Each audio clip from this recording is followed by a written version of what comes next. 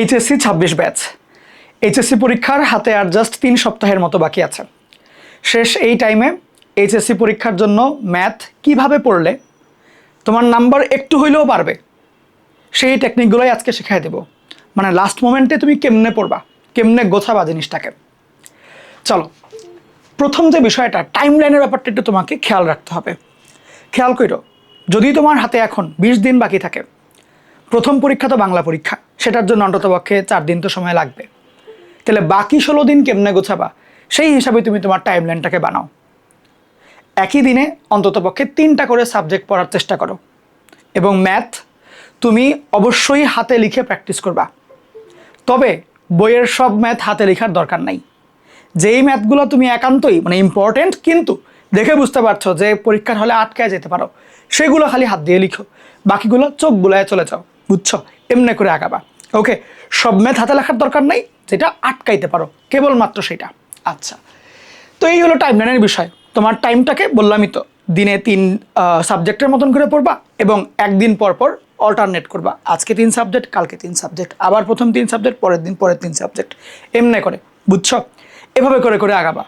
বা সাবজেক্ট যেহেতু ওভারঅল 7টা, মানে ডাবল সাবজেক্ট এক চিন্তা করলে, তাহলে ওই হিসাব করে তুমি অল্টারনেট করবা। এমন যেন না হয় একদিনে একটা নিয়ে বসে আছো, অন্যান্যগুলো পড়া হইলো না, এমন যেন না হয়। আর ম্যাথে একটু বেশি সময় দেওয়া লাগবে, বিকজ ম্যাথ একটু টাইম কনজিউমিং সাবজেক্ট, বিকজ এটা তো হাত দিয়ে করতে হয়, বড় বড় অঙ্ক থাকে। ঠিক আছে, চ্যাপ্টার্সের বিষয়ে আসি। অনেকেই জিজ্ঞেস করছো যে ভাইয়া আমার হচ্ছে কোন কোন চ্যাপ্টারগুলো বাদ দিব, কোন কোন চ্যাপ্টারগুলো পড়বো। তো আমার অনেস্ট অপিনিয়ন যেটা থাকবে, যে কোনো অধ্যায়ই বাদ দেওয়া উচিত না। তুমি চ্যাপ্টার আকারে পড়বা না, বরঞ্চ তুমি সৃজনশীল প্রশ্ন আকারে পড়বা। মানে বুঝলাম না, খেয়াল করে দেখো, গত বছর তোমাদের মানে সিলেবাসটা কিন্তু শর্ট ছিল। ফুল সিলেবাস কখন কখন ছিল? সিকিউ এমসিকিউতে ফুল সিলেবাস ছিল তোমার হলো লাইক 17, 18, 19 এসব সালগুলোতে। তুমি এসব সালের যে কোয়েশ্চেনগুলো হয়, এই কোয়েশ্চেনগুলোকে ফোকাস করে পড়ো। লাইক তুমি দেখবা 17 সালে যতগুলো প্রশ্ন আসছিল, সবগুলোরই ম্যাথ ফার্স্ট পেপারের 1 নাম্বার সিকিউটা সিমিলার ওই ম্যাট্রিক্স নেক থেকেই আসছে। তাহলে তুমি 1 নাম্বার সিকিউর জন্য প্রিপারেশন নাও, যা যা পড়তে হয় এগুলো পড়ো। 2 নাম্বার সিকিউ যেটা, সেটা দেখবা ভেক্টরের একটা ক আসছে বা খ আসছে, আরেকটা অঙ্ক মনে করো বিন্যাস সমাবেশ থেকে দিয়েছে, এমনি করে একটা বানাইছে। তাহলে তোমার যদি মনে করো দ্বিতীয় সিকিউর জন্য প্রিপারেশন নেওয়া লাগে, তুমি ওই হিসাবে পড়বা না যে আমি ভেক্টর অধ্যায় পড়ছি, বিন্যাস সমাবেশ অধ্যায় পড়ছি, বরঞ্চ তুমি চিন্তা করবা দ্বিতীয় সিকিউতে কী কী টাইপের প্রশ্ন এর আগে হয়েছে সেগুলো প্রিপারেশন নিচ্ছি, তাহলে আমার দ্বিতীয় সিকিউর জন্য পড়া হয়ে গেল। বুঝছো বিষয়টা? তাহলে দেখবা তোমার অধ্যায় 10টা না, অধ্যায় 8টা হয়ে গেছে। ওকে, এবং পড়া এমনিই পড়তে হয়, মানে যেহেতু তোমার সময় কম, এখন তুমি প্রশ্ন টার্গেট করে পড়ো, নট যে অধ্যায় টার্গেট করে। ওকে, এখন তো শিখে উল্টায় ফেলার টাইম না, এখন পরীক্ষায় ভালো রেজাল্ট করার টাইম। ঠিক আছে? আচ্ছা, তো এমনি এমনি করে পড়বা, যে তোমার চ্যাপ্টার সিলেক্ট করবা না, বরঞ্চ কোয়েশ্চেন সিলেক্ট করে পড়বা। ওকে, তুমি মনে করো দেখলা, ধরো তোমার যোগাযোগকরণ উইক, বা মনে করো তোমার স্থিতিবিদ্যা উইক, এরকম। তাহলে তুমি যখন নাকি সিকিউগুলো সিলেক্ট করবা, তখন বুঝবা যে এই সিকিউটা আমি কম পারি, তাহলে বাকি 3টা যেন আমার খুবই স্ট্রং থাকে। বুঝছো?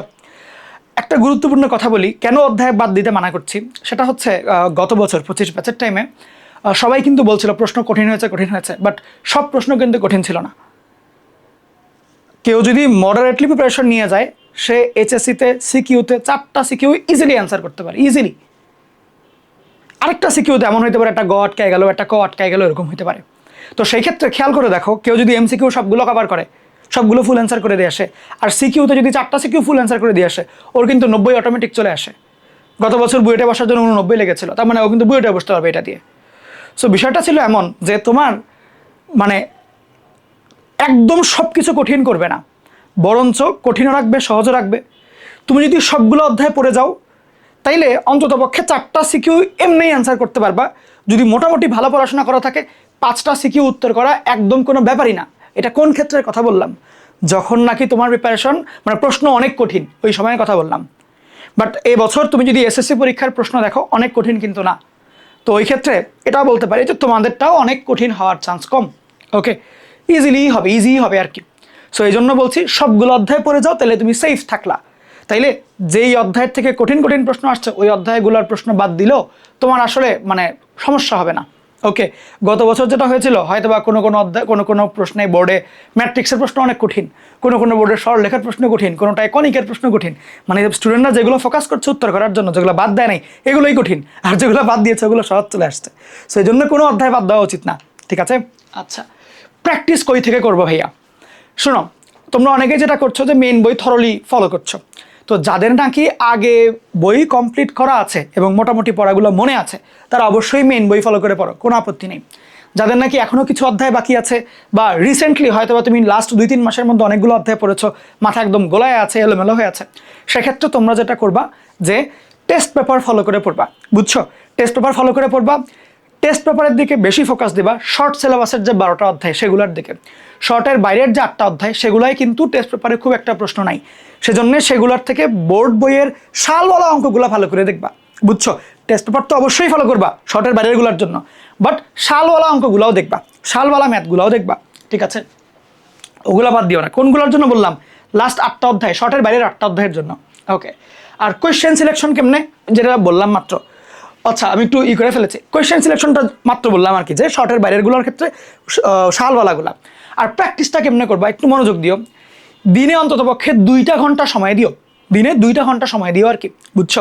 2টা ঘন্টা সময় দিবা, চেষ্টা করবা হচ্ছে যে হাতে লেখার জন্য, আর 1টা ঘন্টা টিচারদের যে লেকচারগুলো ছিল, তুমি একাডেমিক ব্যাচে হয়তো বা কোনো না কোনো জায়গায় আছো, হয়তো বা রিভিশন কোর্সে কোনো না কোনো জায়গায় আছো, সেগুলো টিচারদের লেকচারগুলো খুব করে ফলো করবা, বুঝছো? যদি এমন হয় যে মনে করো তোমার কোনো জিনিস বুঝতে কষ্ট হচ্ছে বা এরকম, আমাদের যে ইউটিউব চ্যানেল এটার মধ্যে কিন্তু ম্যাক্সিমাম অধ্যায়েরই কোর্সেরই দেওয়া আছে, মানে লেকচার দিয়ে দেওয়া আছে। দাঁড়াও একটা মিনিট,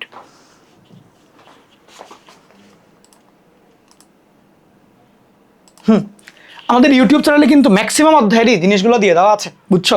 তুমি একটু এখানে ফার্স্টের দিকে না শেষের দিকে পাবা তুমি, এখানে একদম 1 শট আকারে ম্যাক্সিমাম অধ্যায় কিন্তু এগুলোতে আছে, বুঝছো? এগুলো ফলো করতে পারো।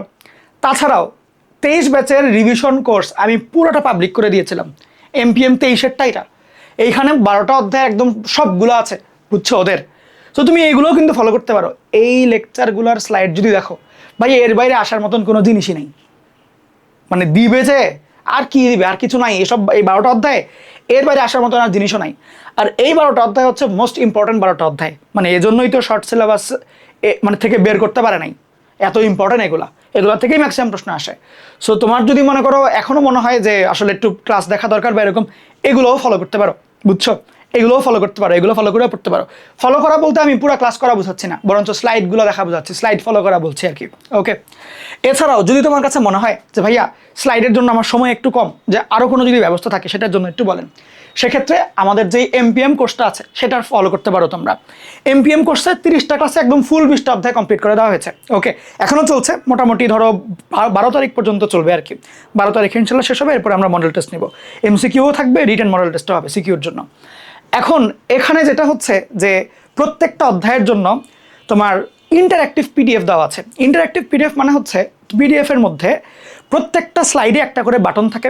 তুমি মনে করো একটা অধ্যায়ের স্লাইড দেখছো, তোমার 15 নম্বর অঙ্কটা বুঝতে কষ্ট হচ্ছে লেখা দেখে, তখন তুমি ওই বাটনটা ক্লিক করলে ইউটিউবে যে ভিডিওটা একদম ওই অঙ্ক থেকে স্টার্ট হবে, তার মানে ভিডিওটা তোমার ক্লাস থেকে খুঁজতে হবে না আর কি। তো এমনি করলে দেখা যায়, ধরো আমি একটা অধ্যায়ে 2টা লেকচার, 3 ঘন্টা 3 ঘন্টা 6 ঘন্টা, 6 ঘন্টার একটা ক্লাস, মানে 2টা ক্লাস। তো তুমি না এখন মানে 6 ঘন্টা তোমাকে ক্লাস করা লাগবে না, তোমার যদি অধ্যায়টা আগে একবার কোনোদিন করা থাকে, তুমি যদি জাস্ট স্লাইডগুলো দেখে যাও, বিকজ এই কোর্সে আমি জিনিসটা ইন্টারঅ্যাক্টিভ PDF দিয়েছে যেহেতু, ওই জন্য আমি ক্লাসে লেখার সময় স্লাইডগুলো বানিয়েছি এমনভাবে যে কোনো স্টুডেন্ট যদি ক্লাস না করে যা স্লাইডও রিডিং পড়ে ও সব বুঝবে আর কি, বুঝছো?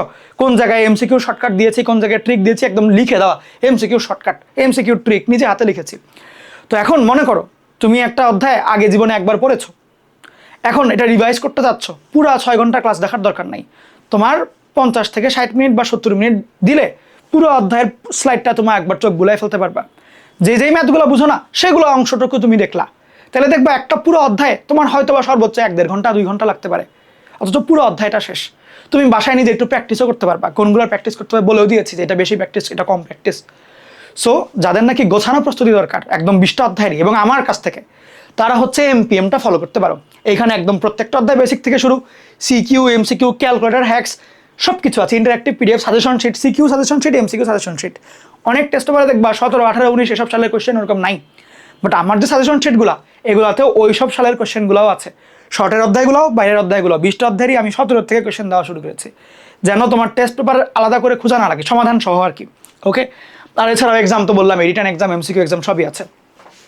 এখন মাত্র 490 টাকায় জয়েন করতে পারবো, মাত্র 490 টাকা।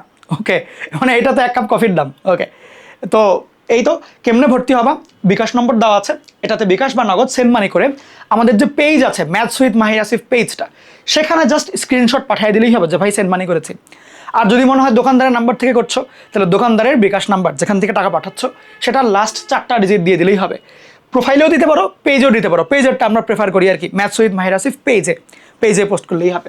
এখন একটা ব্যাপার একটু খেয়াল রাখো, যে তুমি যা কিছুই করছো না কেন, একটা দিন যদি কোনো মতে গাফিলতি হয়ে যায়, যে একদিন তুমি একটু ক্লান্ত ছিলা বা ঘুমের থেকে উঠেছো দেরি করে, এমন হতে পারে তোমরা অনেক রাত জেগে পড়ো, ঘুমের থেকে দেরিতে উঠলা, দিনটা মিস চলে গেল।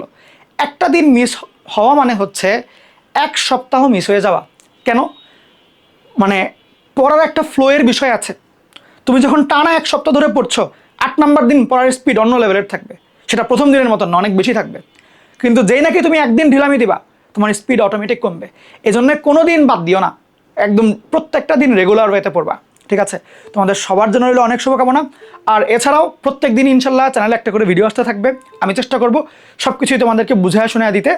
এই নেক্সট কয়েকটা দিনের প্রত্যেকটা গাইডলাইন যদি শুনো, তোমাদের ইনশাল্লাহ পরীক্ষার আগে মানে এমন মনে হবে না যে সাথে কেউ নাই সাপোর্ট দেওয়ার জন্য। হ্যাঁ, গাইডলাইন বলো, মেন্টর বলো, আই এম হিয়ার। ওকে, ভালো থেকো সবাই, আসসালামু আলাইকুম।